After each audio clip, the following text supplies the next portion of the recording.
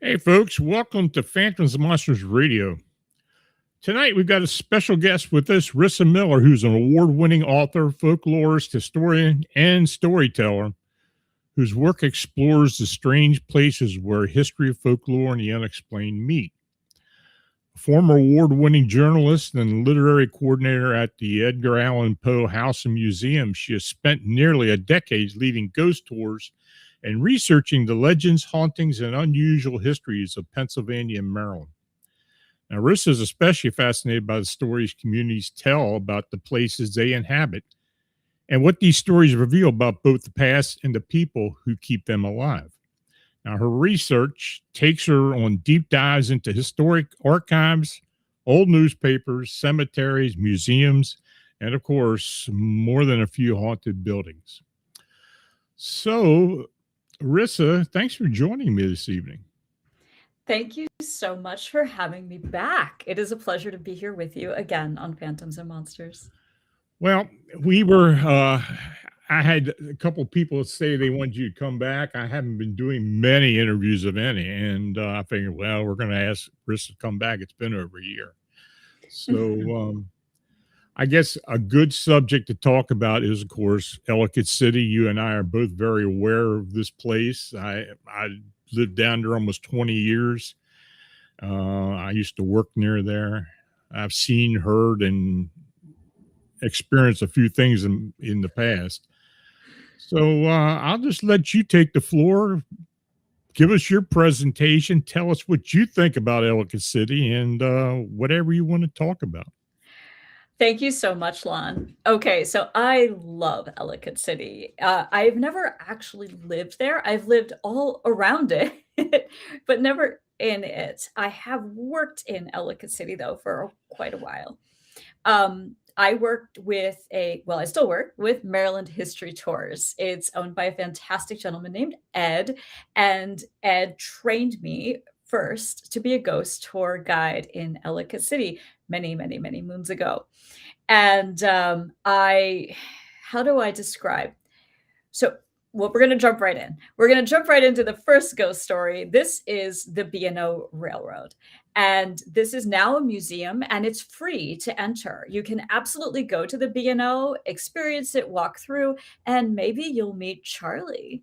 Charlie is the main haunting of the B&O Railroad. Now, this building was put up in 1831. And it was actively a train station until 1950, which is phenomenal. It connected the Ellicott City to Baltimore. That was 13 miles of track, lucky 13. And Charlie has had a lot of, how do I want to say, legends in Ellicott City. There are people who swear they have pictures of him looking out the window. And the really interesting thing about Charlie is he was a real person from history. He actually lived there and he was the train conductor there during the time of the Civil War. So the kind of interactions people have with Charlie. I'll share my own personal story first. I was giving a presentation in the upper room that was not about Charlie. It was actually about Edgar Allan Poe. And as I was talking, suddenly two women in two different rows stood up and both screamed at the same time. They both swore that somebody had walked up and put a hand on their shoulder and it was freezing cold. And there was nobody standing there. I was in the middle of giving a presentation. You would have certainly noticed somebody walk up and touch two different people in two different rows. And I was like, oh gosh, that must have been Charlie. I apologize. I did not properly introduce him before I started talking about Poe. And so I was like, this is Charlie's place. He is the haunting here, and he was the station master. So I told a little bit about Charlie's story. Unfortunately, those two ladies did not stick around to hear it. They both took their things and left the presentation. So there is a dog behind me tonight. For those at home, I apologize. She's decided it is time to play squeaky ball. Can you give us some quiet, baby? Okay, we'll see how that goes. But yeah, so Charlie does other things. He is still there, basically caretaking the B&O. There are people who say that they hear him dragging cases around upstairs, and they go upstairs and nothing's been moved. But it's almost like he's still bringing in people's luggage. And he's also done kind of helpful things, like toss the trash bag downstairs at the close of the night. So, like many of Ellicott City's ghost stories, he is not a particularly scary ghost. He's kind of a benevolent character. And I do think he is an interactive spirit. I don't think he's residual because he does all kinds of different things. They do have these doors on the front of the building on what is still the second floor. And there used to be stairs that came out and came down to ground level. Mm-hmm. They had to electronically keep them closed and also sort of bar them shut because Charlie continuously opened them. And it was a straight drop out those doors and down to the ground. So yeah, Charlie has been quite a character at the B&O. A lot of folks have encountered him. They still hear him walking up and down the steps long after the museum's closed and there's nobody there except one or two people downstairs. And I think it's safe to say that I don't think any flood or any other catastrophe is going to scare Charlie away because he's been there through all of it, through Agnes and through all of the recent flooding. He continues to be a presence at the B&O. I think it's his place and he's there to take care of it.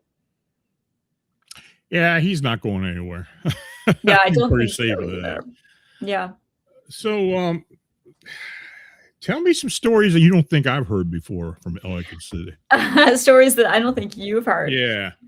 Gosh, let's see. I'm trying to think what pictures you have of tonight. So the things I think you might not have heard. Well, I know you know that one, and I know you know that one. So there used to be a spot there called Tea on the Tiber, and it has been empty since the first big flood. And it was a tea room that, ladies would go and have tea. I guess gentlemen too would go and have tea, and they would serve, scones and fancy high tea and things like that, finger sandwiches with cucumbers. And when they were restoring it, I don't know that you've heard this story, they were trying to finish painting to get the tea room open, and they came in one day and paint had been splashed all over the walls. And as they washed it down, it started to look like dried blood. So as it turns out, in that room, there had been a death of a woman named Catherine. And there were very few details in any of the historic accounts about how or why Catherine died or what was going on there. But one of the other details that we do know is that that was the town butcher for many years when it was Ellicott Mills. So we don't know if she was the wife or a daughter or an employee there. But we do know that Catherine died in that room, and it is strongly believed that when the tea room was reopening or opening, they very much witnessed her sort of saying, yes, that's the spot. They witnessed her sort of saying, I'm still here and I am a presence. And then in the years to follow, while Tea and the Tiber was there, a lot of folks would hear her walking around. They'd hear like the swish of long skirts through the tea room. And honestly, in a tea room, that seems to kind of make sense. It almost feels like a good kind of haunting to have there is an old-fashioned lady. Hmm. Is that a story Yeah. you knew? Well, I didn't know that story. I know there have been a lot of stories up on Tongaroo and down around, Mhm. on Tiber. Absolutely. Yeah. And people who don't know Ellicott City, that is probably the most fascinating part of the town for me is when you go up uh, from Main Street and you go up the hill and go in through, the alley and everything. And it's like, Yeah. it's so weird. I mean, that was a thoroughfare, a main thoroughfare for the town at Mhm. one point, and it's just so narrow. And I don't even it's to think you say get it's a very wagon. narrow, yeah. Yeah, I don't know Well, if you can even get a wagon through there. you could get your horse through. Could you? That's about it. That's about it. Yeah. Yeah. So, I would love to talk a little bit about Ellicott City. So, Ellicott City, Sure. for those who don't know, is in Maryland. It is 13 miles south of Baltimore, and it was founded by Quakers, and that pretty much gave it a different personality than any other major part of Maryland that still exists today. It was founded by three brothers from Bucks County, Pennsylvania, the Ellicott brothers, Joseph, Andrew, and John, and they came there to establish a farming colony. So in that area, it was mostly tobacco plantations before them. They were grain farmers. They started Ellicott Mills. They were growing wheat and other grain crops.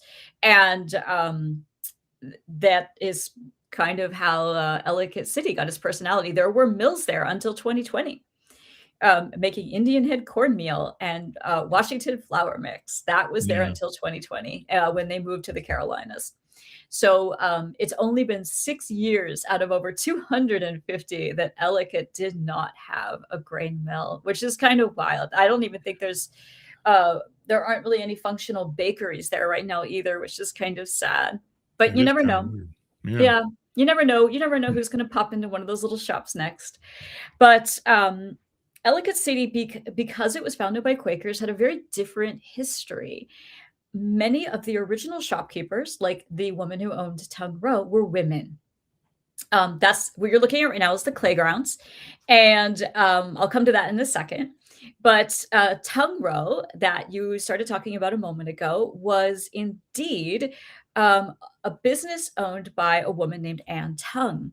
She was Quaker, and she came from England after her husband's very early death with her children. And she built housing for mill workers and she rented them out. And at the time, they went for the salty price of almost $500 a year, but it's because they had fireplaces and they were pretty nice accommodations.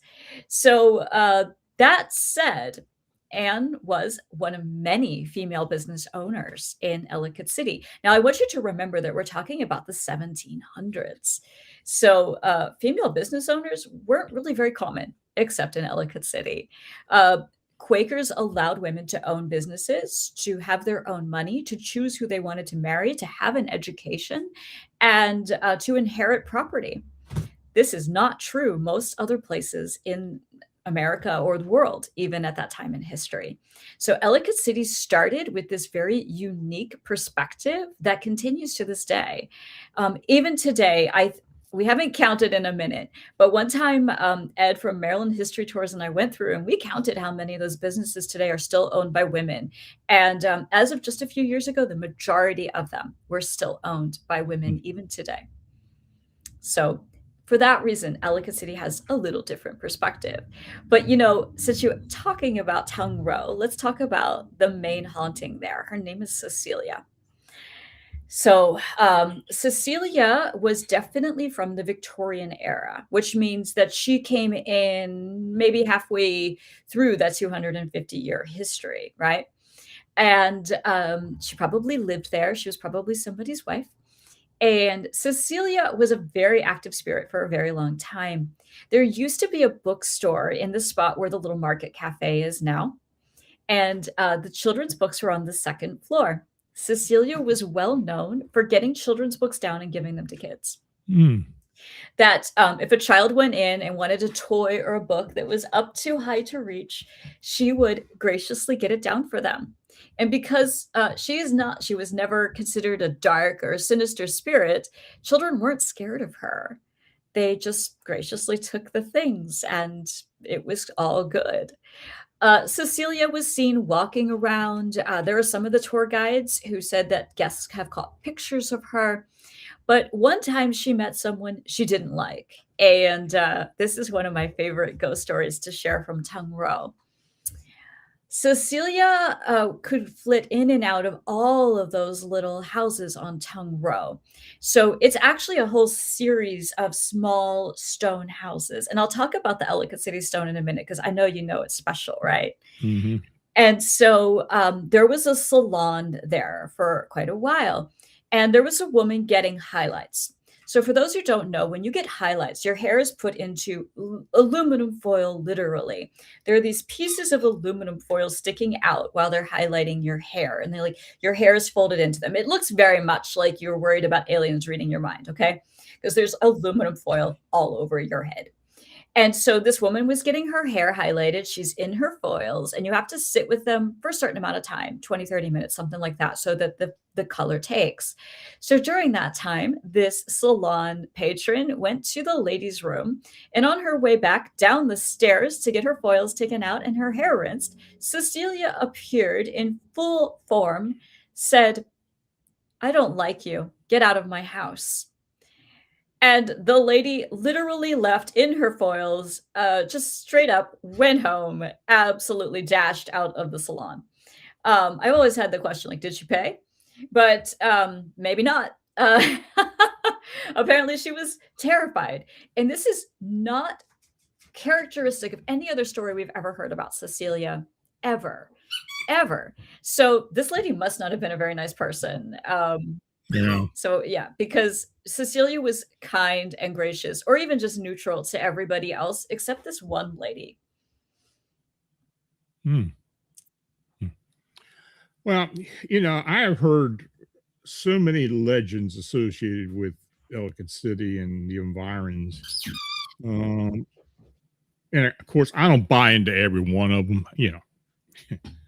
I mean, it's an old town, and there's a lot of old Oh stories, yes. and old stories get expounded upon. So, yeah. You have? Can you tell us any other real ghastly stories from Ellicott City? There aren't a lot of ghastly stories. There are Mm, a lot of sad stories that I can do yeah. sad stories. Ghastly, Okay. not as much. We could go up onto Mount Misery and talk about the jail. That's kind of ghastly. Or we could go to the Ilchester Bridge and talk about the Flickergeist. Now, I think the Flickergeist, I think we talked about that when I was on here talking about Hell House. Yeah. But the Yeah. Ilchester Tunnel and Bridge is a fascinating story because they made a movie about it, right? So, we were talking earlier about the B&O Railroad, and the B&O Railroad used to come out and go around that mountain right there, and that was not the best plan. Every time there was a flood, the structure would get washed away, and so they decided in 1902 to blast through the mountain and put in the tunnel. It worked out great, and suddenly the B&O, the railroad, could easily come and go, and no longer was plagued by the bridges getting washed out by floods. Hmm. So yes, there we go. That's the Ilchester Bridge. So over time, the story of a Flickergeist popped up. Now, Flickergeist aren't unique to this area. Flickergeist actually are a phenomenon we can trace back to Europe. A Flickergeist is a entity, I want to say. I don't know if I would use the word ghost. I'm going to say an entity that is going to lure you to your death. it is not the same as a benevolent spirit like in the rest of Ellicott City.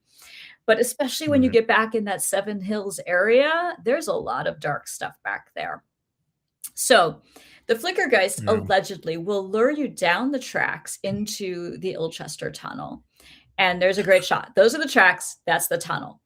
I want to emphasize to everybody listening that these tracks are still live today.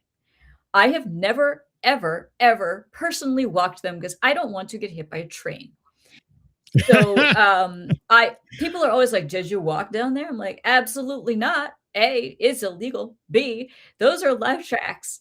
Like, if a train should come Yeah. along and I'm like, busy taking pictures or distracted, that there's nowhere to go.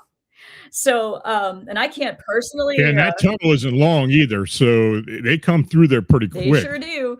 And I'm not personally fast enough or fit enough to outrun a train. So, I know I've never walked the tracks into the tunnel, nor do I plan to. This would be a great spot if, somebody has a drone. That's how you get those pictures, right? Yeah. So, all of that said, the Flickergeist is an entity that, as you get closer to it, you feel like you're being stared at. And the whole idea is you don't blink. That's what they also call this entity the Blink Man. You don't blink. The minute you blink, he can take you. But the thing is, you're Mm. also going to be distracted and you're gonna have to blink because humans have to blink. Our eyes will be damaged if we go longer than however many seconds without blinking.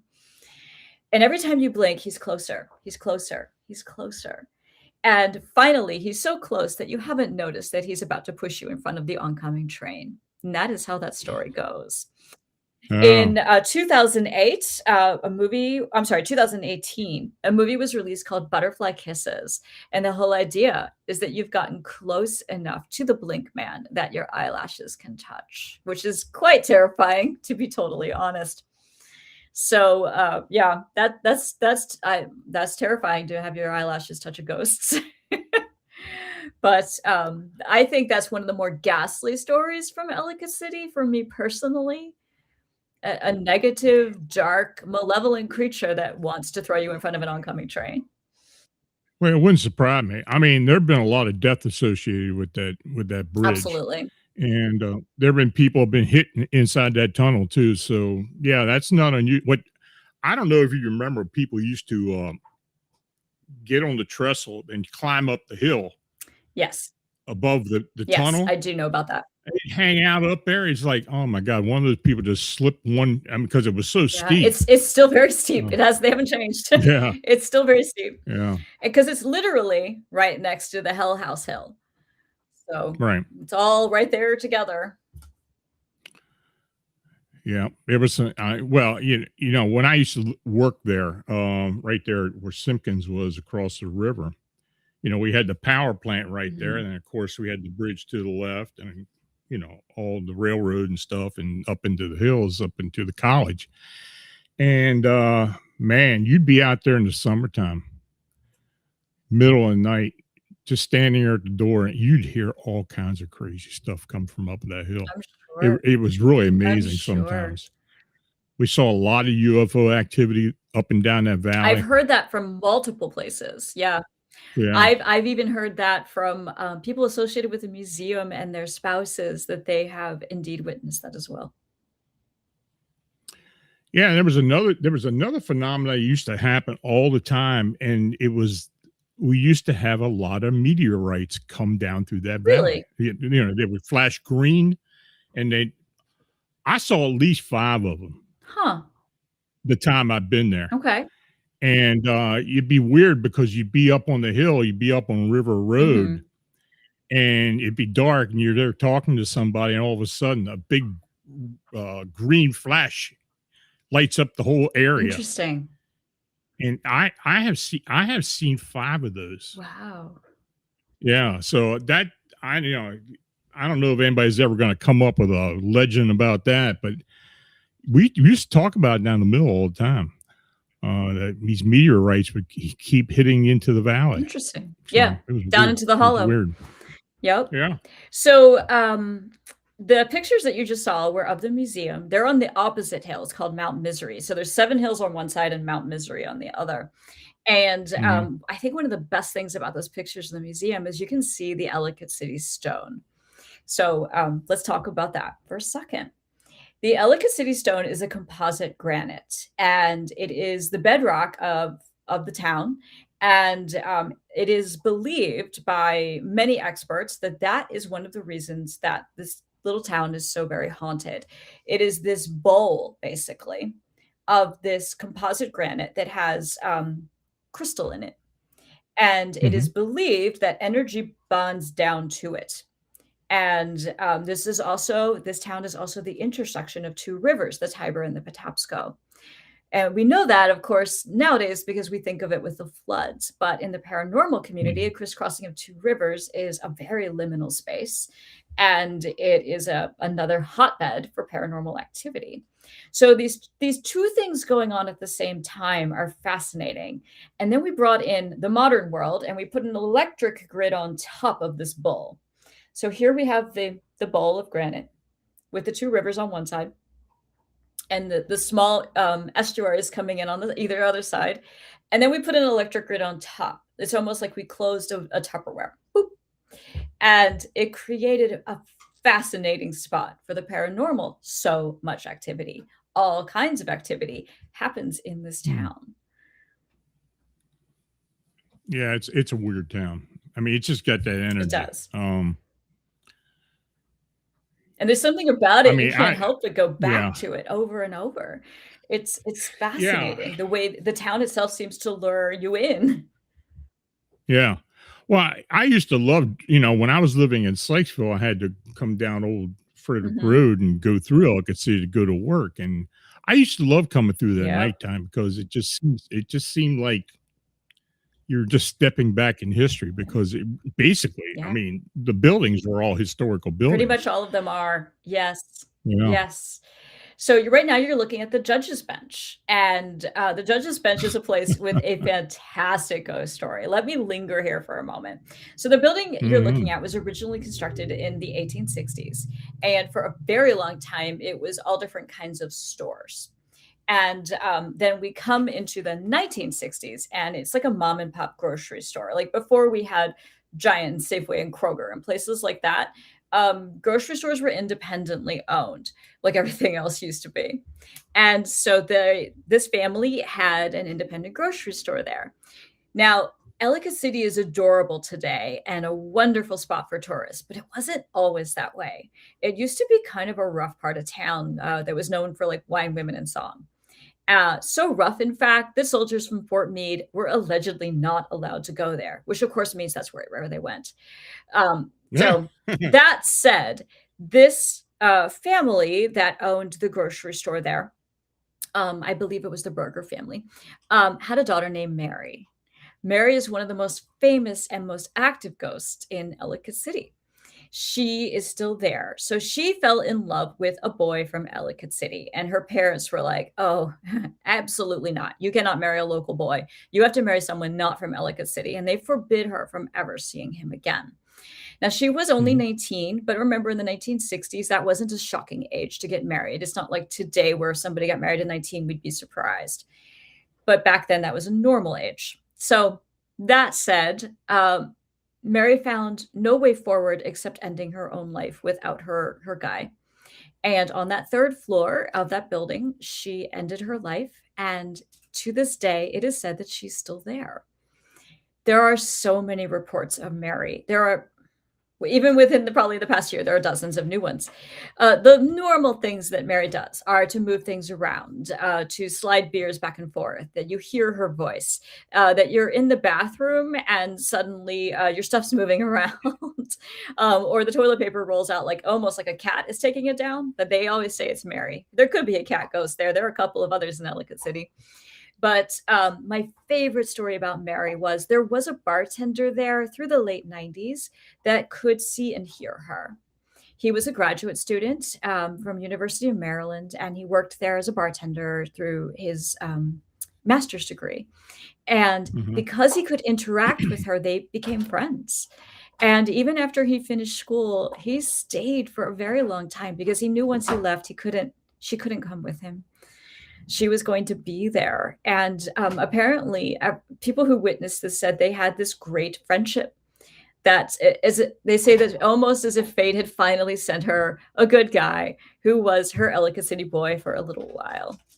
He Mm. did eventually have to move on and start his career.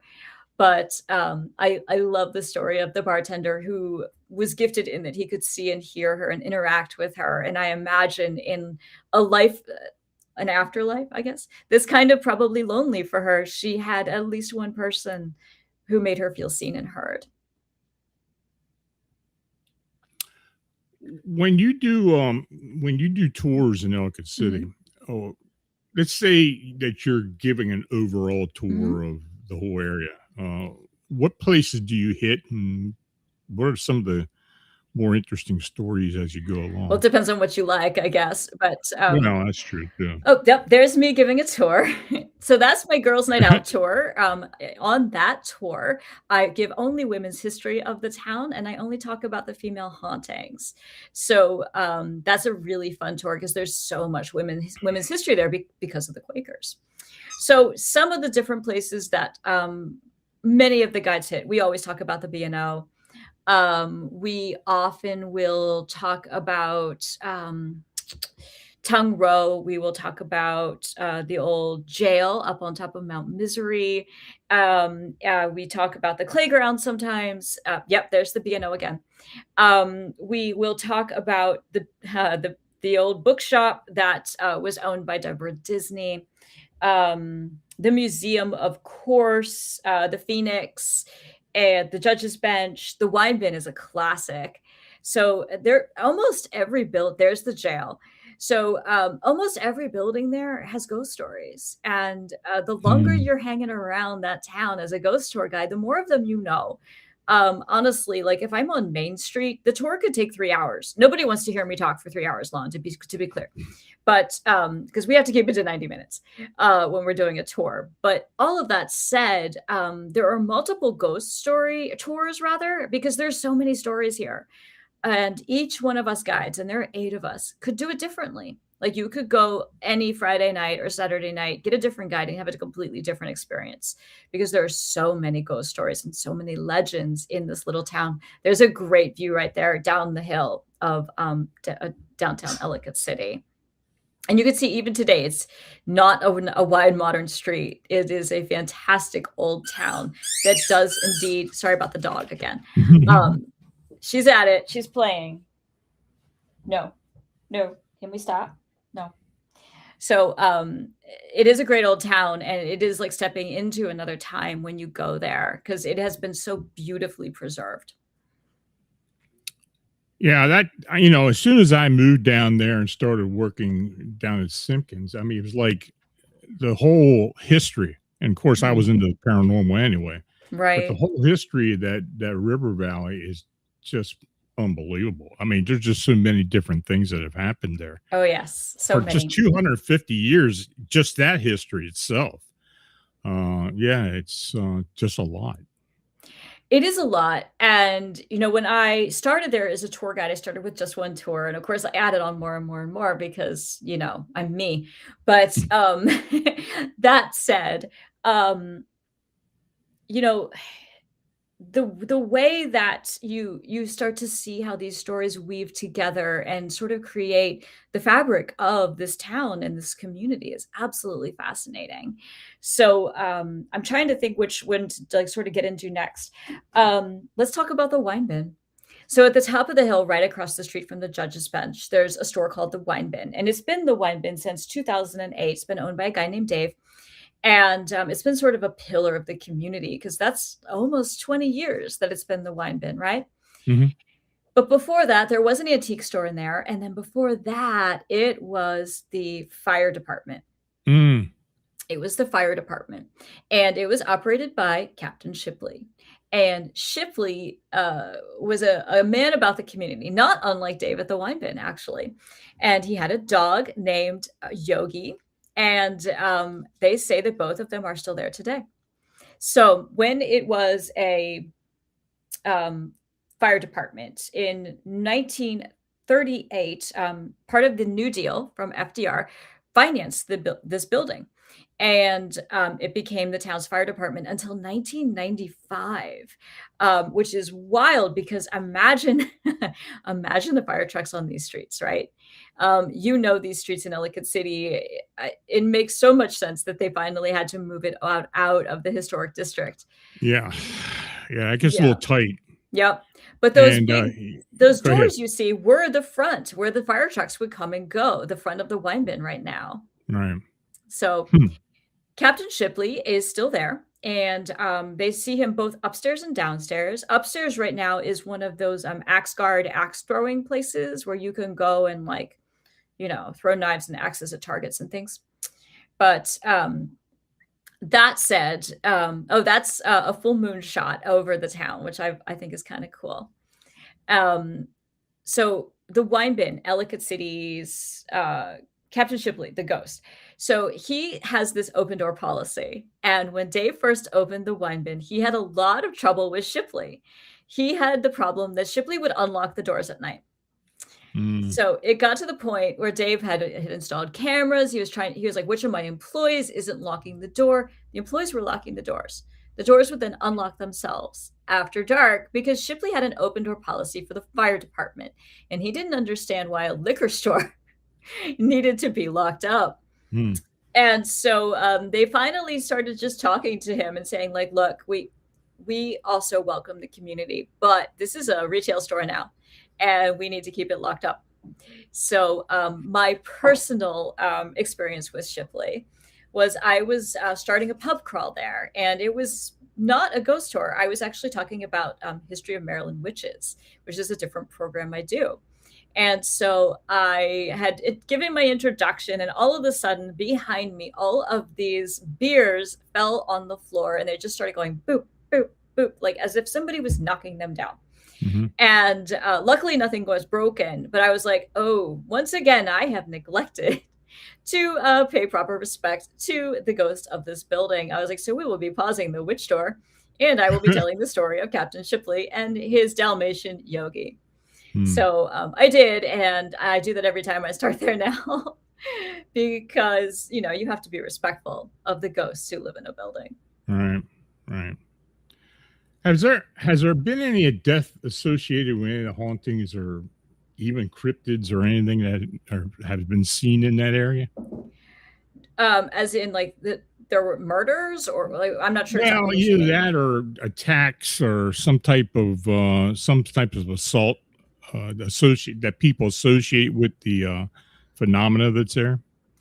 There's a tragic story of a girl who was raped and murdered, and is still a haunting in Ellicott City. And her name was Gertrude in life, and she was in the building that was originally in the fire department before Shipley's, where they kept the horses for the bucket brigade.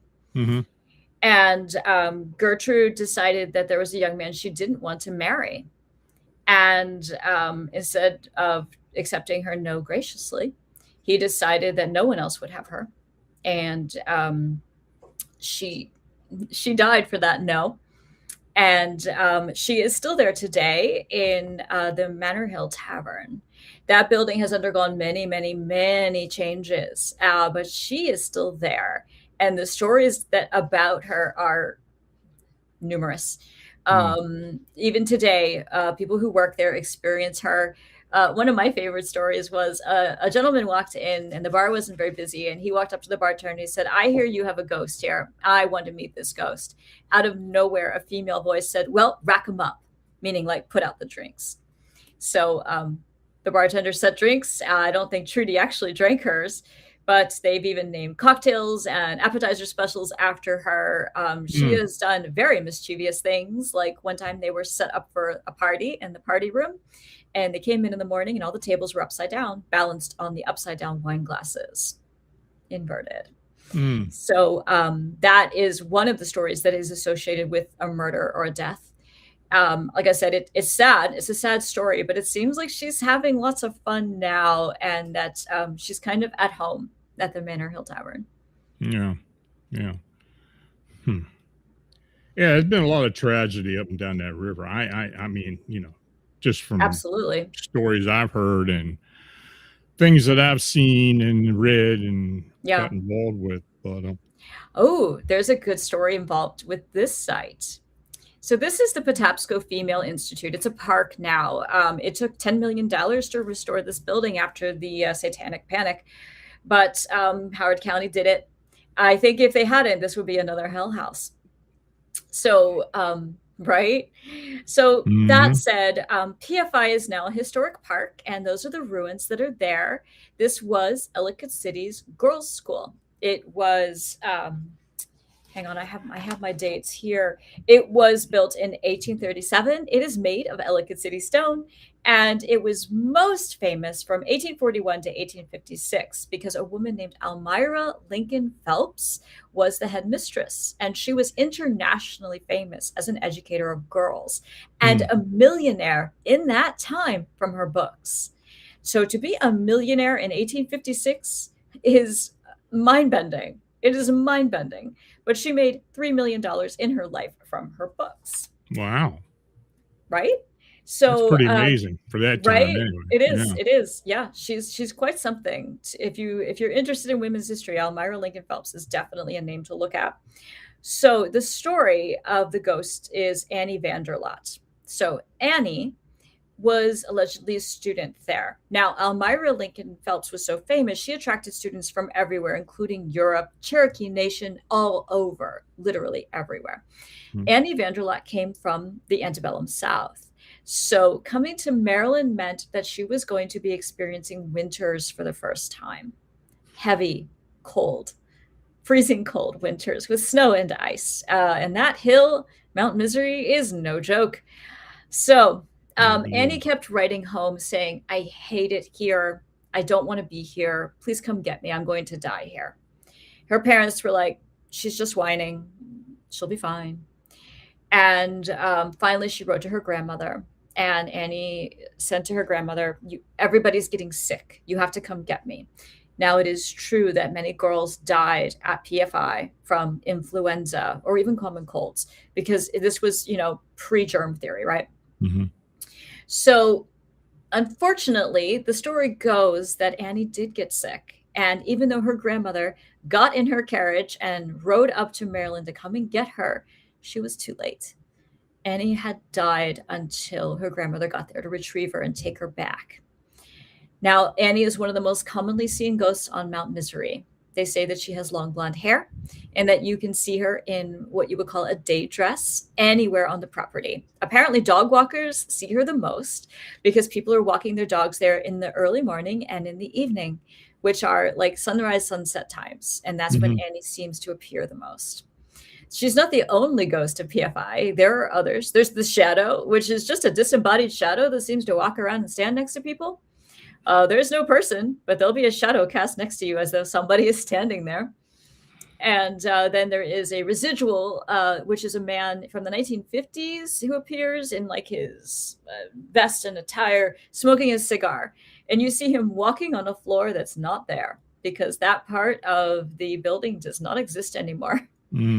So I have not personally witnessed Annie or the cigar smoking man or the shadow, but I know a lot of people who have, including Ed, the man who owns Maryland History Tours. He was there for a historic event. And sure enough, he looked down and saw a shadow next to his, and he looked next to him and there was nobody there. He said he went and got in the car. And I was like, Ed, I don't think a car door would stop a ghost. And he's like, yeah, I know that. He's like, but I felt better about it. So there that is. But Annie's story is tragic, and it is an unfortunate death. But in both of the schools, both PFI and at the school that was Hell House, it was very real that people would die of influenza or pneumonia. Those things definitely really happened. There's Tong Row. There's Tong Row.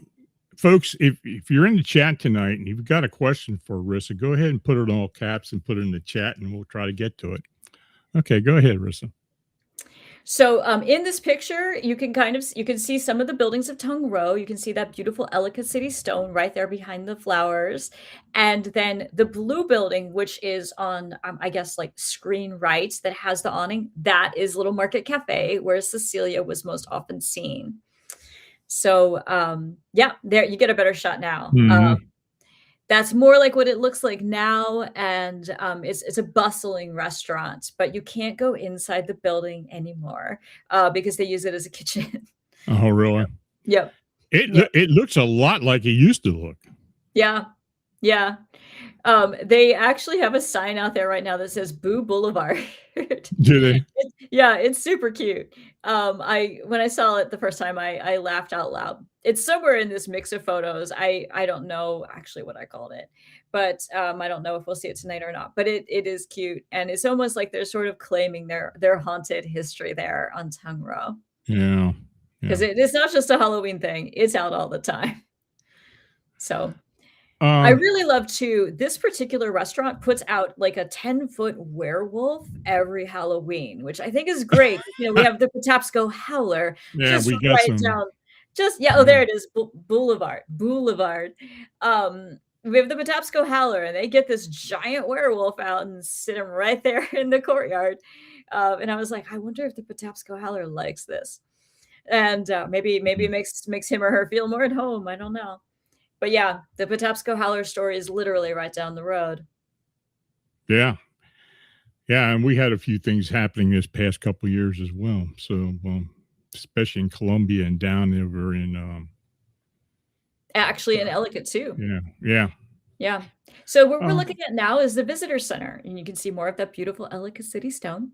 And I have had personal encounters with the ghost at the visitor center. Her name is Loretta.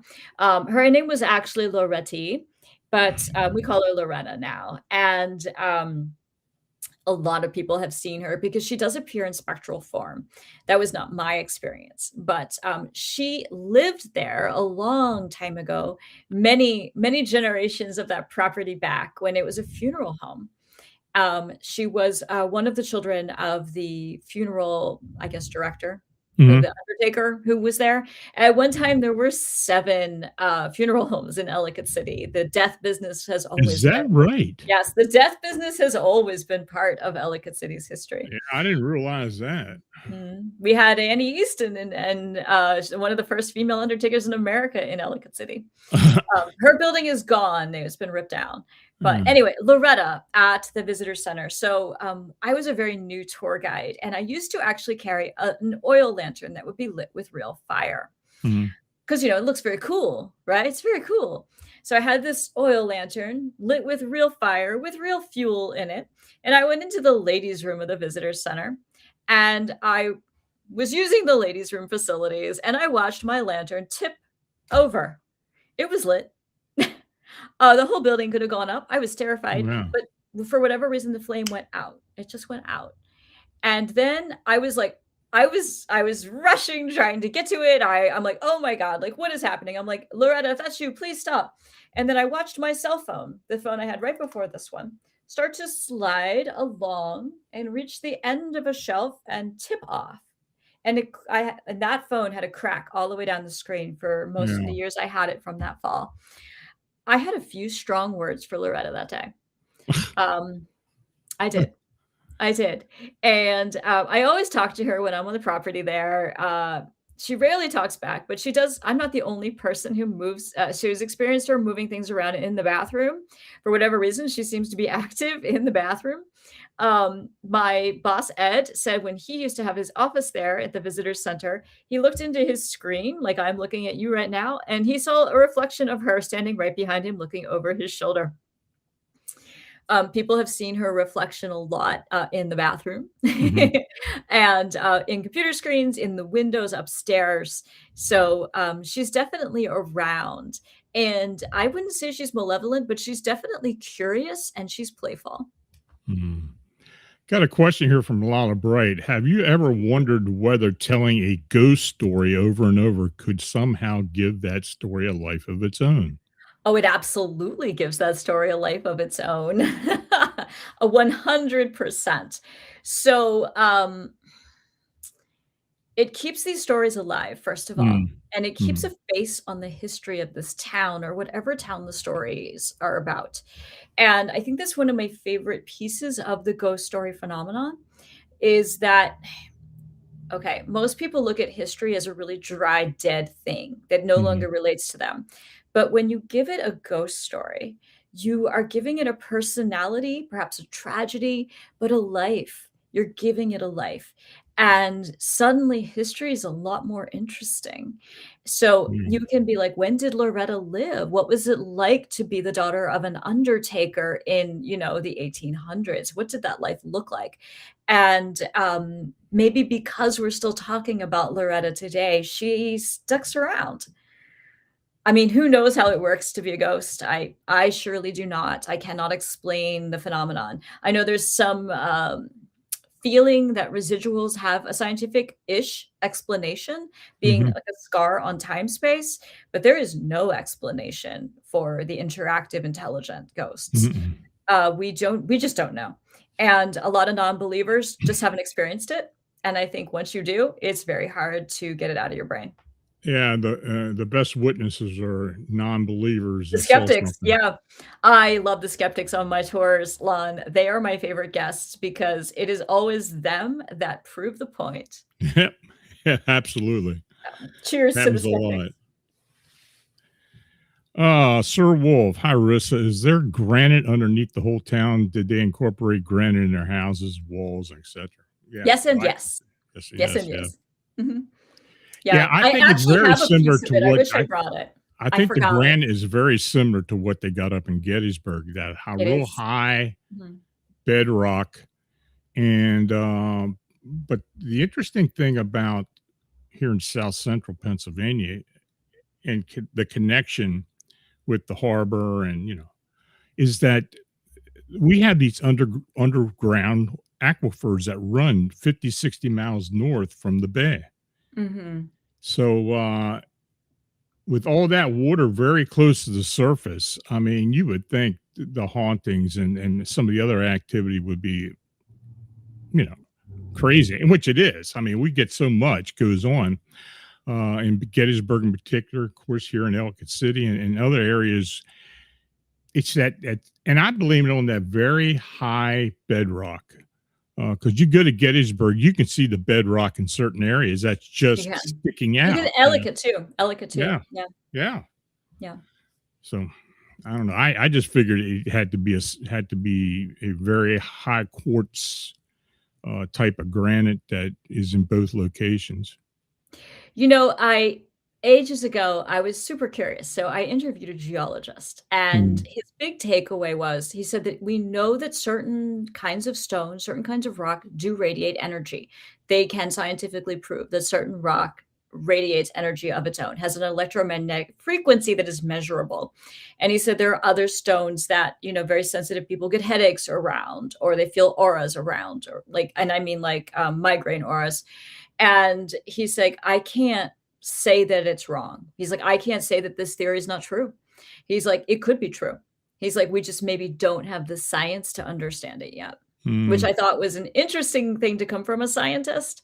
yeah. Because he said that in his long career with geology, that there were too many things he couldn't explain and a lot of coincidences. And he said that he feels in science coincidences are leading somewhere, but he couldn't say what it was. All right. Huh. Well, he's got more of an open mind than a lot of these people. It's true. It's true. Yeah. So, Rissa, what do you have plans to what's going on for the rest of the year with you and any other projects? I know you're thinking about doing another book. Anything else going on? Well, in Ellicott City, if you want to come see me there, I have a ton of stuff booked in October, November, and December.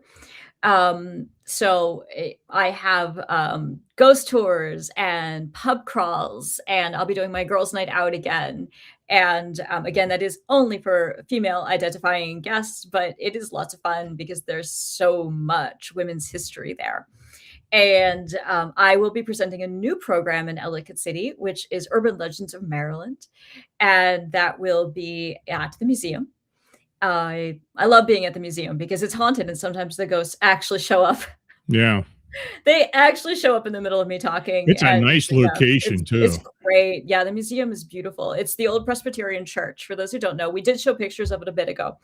And I have had the ghosts literally show up and the whole room be so cold you could see your breath.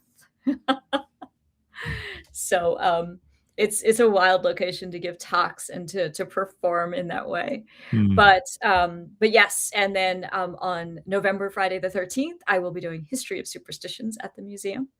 And later in December, Krampus will be joining me for my holiday cryptids program. So it's always fun. Krampus is a fantastic addition to the show. Right. So, but yes, and if you love Ellicott City, Maryland History Tours does ghost tours there every Friday and Saturday night on Mount Misery and Main Street. And then in October, there's even more. So it's a great place to go, walk around all afternoon, grab some food, lots of great small businesses to support, and then take a ghost tour at night. Well, you and I are going to be giving a presentation in September at We are the in Albatwitch Festival, the one in Columbia, not the one in Columbia. Correct. Right, Yes. yeah. Got to keep it straight. There's so many things happening these days, so many events. And I think we have something going on in November in Gettysburg as well. We do. Yep. So these will be our Mothman presentation. I don't know, I had to go back and look because there's been a few things have happened since the last time we did the presentation. So we might have to do an update soon on that. Yeah, we should probably meet up offline and talk about it. Yeah. Okay, well, I want to thank you for coming on tonight. It's a pleasure. We did have requests to have you come on, so I decided, sure, I'll bring Rissa in and tell us a little more about our history around this area, and it's very much appreciated. So you take care, have a good weekend, and Thank you. We'll get you back on here again at some point. That sounds fantastic. It's always a pleasure, Lon. And whoever requested me, thank you so much. It's good to know I have a few fans out there. Okay, folks. Well, thanks for joining on this evening. And look, if you do want more interviews, I'll see what I can do. It's not my favorite thing to do that much more, but it does give us a break once in a while. So again, if you're in the chat tonight, if you did donate, it's very much appreciated. So yeah, we'll see you next Friday night. You take care.